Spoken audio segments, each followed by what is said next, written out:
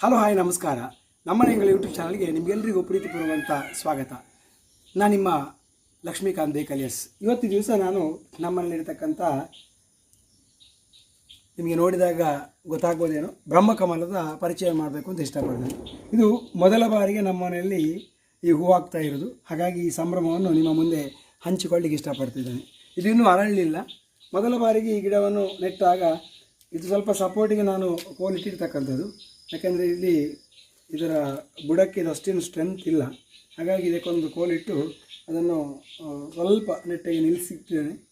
ಯಾಕೆಂದರೆ ಇವತ್ತಿನ ದಿನ ನಾನು ಭಾಳ ಕುತೂಹಲದಿಂದ ಕಾಯ್ತಾ ಇದ್ದೇನೆ ಯಾವಾಗ ಇದು ಅರಳುತ್ತದೆ ಅಂತೇಳಿ. ಸೊ ಮಧ್ಯರಾತ್ರಿಯಲ್ಲಿ ಅಥವಾ ರಾತ್ರಿಯ ಸಮಯದಲ್ಲಿ ಅರಳತಕ್ಕಂಥ ಒಂದು ಹೂ ಬ್ರಹ್ಮಕಮಲ.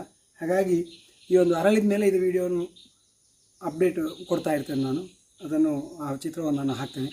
ಹಾಗಾಗಿ ನಿಮ್ಮ ಮನೆಯಲ್ಲೂ ಕೂಡ ಒಂದು ಸಣ್ಣ ಪಾಟ್ ಇದ್ದರೂ ಕೂಡ ಒಂದು ಬ್ರಹ್ಮಕಮಲವನ್ನು, ಅಂದರೆ ಸೀಸನಲ್ ಹೂ ಯಾವಾಗಲೂ ಕೂಡ ಆಗೋದಿಲ್ಲ. ಹಾಗಾಗಿ ಭಾಳಷ್ಟು ಕಾಲ ಕಾತರತೆಯಿಂದ ಕಾಯಬೇಕು. ಹಾಗಾಗಿ ಒಂದು ಒಳ್ಳೆಯ ಸೌಂದರ್ಯಯುತವಾದಂಥ ಹೂ ಸಿಗಬೇಕು ಅಂತಿದ್ದರೆ ಖಂಡಿತವಾಗಿ ನಾವು ಕಾಯಲೇಬೇಕು. ಹಾಗೆ ನಿಮ್ಮ ಮನೆಯಲ್ಲಿ ಅವಕಾಶ ಇದ್ದರೆ ಅಥವಾ ನಿಮಗೆ ಏನಾದರೂ ಚಾನ್ಸಸ್ ಇದ್ದರೆ ನೆಡಲಿಕ್ಕೆ ಒಂದು ಅವಕಾಶ ಇದ್ದರೆ ಖಂಡಿತವಾಗೂ ಕೂಡ ಬ್ರಹ್ಮಕಮಲವನ್ನು ನೆಡ್ಬೋದು ಅಂತ ಹೇಳ್ತಾ, ಜೊತೆಗೆ ನೆಡುವ ಕ್ರಮ ಭಾಳ ಸುಲಭ.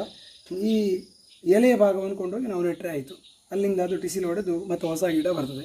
ಹಾಗೆ ಬ್ರಹ್ಮಕಮಲ ಹೂವಿನ ಬೀಜ ಅಥವಾ ಯಾವುದೇ ಇದಲ್ಲ, ಬದಲಾಗಿ ಈ ಎಲೆಯನ್ನು ಕೊಂಡೋಗಿ ನಾವು ನೆಟ್ಟರೆ ಸಾಕು. ನಾನು ಒಂದು ಎಲೆಯನ್ನು ತಗೊಂಡು ನೆಟ್ಟಿದ್ದೇನೆ. ಅಲ್ಲಿಂದ ಆ ಎಲೆ ಇಷ್ಟ ಆಗುವಾಗ ನನಗೆ ಆಲ್ರೆಡಿ ಒಂದು ಹೂ ಸಿಕ್ಕಿದೆ.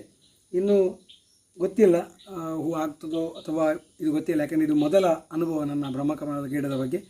ನಿಮಗೂ ಕೂಡ ಇಂಥ ಒಂದು ಗಿಡ ನಿಮ್ಮ ಮನೆಯಲ್ಲಿದ್ದರೆ ಅಥವಾ ತುಂಬ ಹೂ ಆಗ್ತಾ ಇದ್ದರೆ ಅದನ್ನು ಕಮೆಂಟ್ ಮೂಲಕ ನನಗೆ ತಿಳಿಸಿ ಅಂತ ಹೇಳ್ತಾ ಈ ವಿಡಿಯೋವನ್ನು ನೋಡಿದ್ದಕ್ಕಾಗಿ ನಿಮಗೆಲ್ಲರಿಗೂ ಕೂಡ ತುಂಬ ಧನ್ಯವಾದಗಳು.